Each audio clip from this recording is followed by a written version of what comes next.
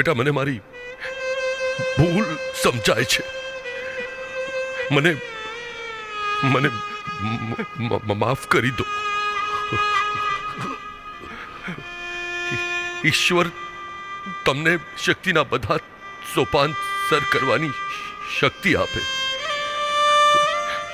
તમારી કીર્તિ ચારે દિશામાં ફેલાય એવા જ મારા તમને આશીર્વાદ.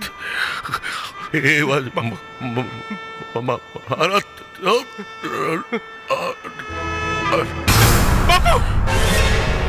બાપુ સામે ચડે ને મૃત્યુ સામે અને મરદો ભીડતા બાદ એવી કેવી રમત કેસર દેની